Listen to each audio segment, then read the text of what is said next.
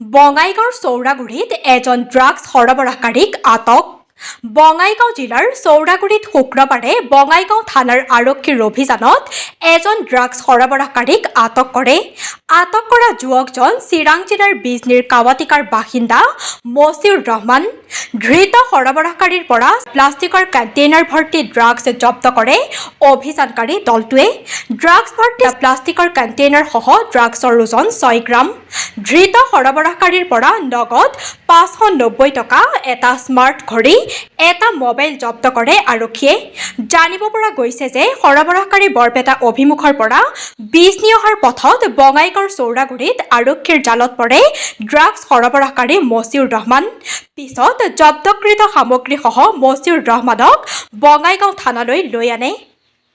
News desk, Bijni first 24।